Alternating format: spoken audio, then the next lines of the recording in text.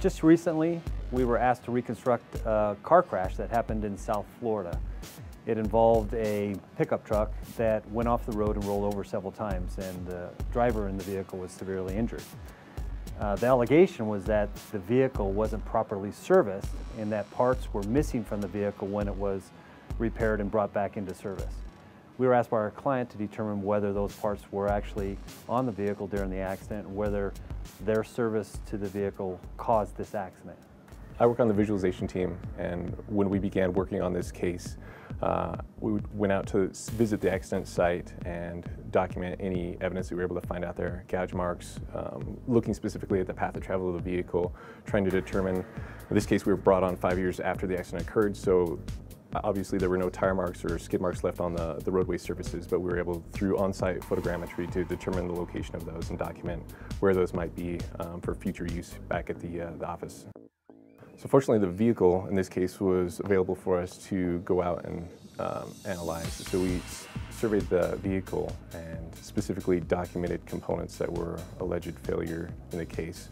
So I'm an accident reconstruction engineer, and once we had the scene completely mapped out, I was ready to begin the reconstruction, figure out the speeds, the roll trajectory, other important things to reconstruct this crash and figure out the cause of the crash. Part of our engineering analysis in determining these speeds is to really take a detailed look at the photographs we have and look for things such as ground impacts or different places where the vehicle contacted the ground. So in doing this, I changed the contrast in the photo, and I was zoomed into a specific portion near the ground, and I saw something that appeared to be a washer. So we did a little bit more analysis, and we determined that that's in fact what it was, and it was the washer that was the key piece of evidence in this case. So we used highly accurate 3D digitization methods to model the washer in this case. When it was found in that photo, one of the questions that was brought to mind is this washer the washer that was located at the top of the spring seat? In other words, was it the one that was involved in this case, or was that another washer somewhere on the vehicle that happened to fall off and land there in the photo? And it was up to us to determine through photogrammetry the circumference, the size of that washer, and whether or not it was feasible that that washer that in fact we were able to see in the photograph is the subject washer of this case.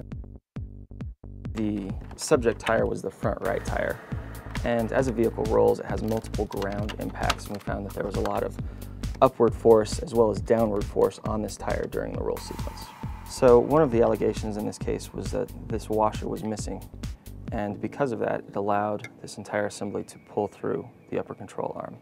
You can see this washer is in place. It's much more difficult to pull. A washer actually has to pull through the nut.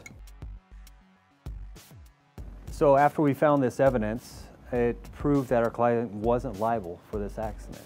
The interesting thing about this case is that this evidence was there for 5 years, and that our technicians and engineers found the evidence that really explained how the accident happened, explained that our client wasn't liable for this accident.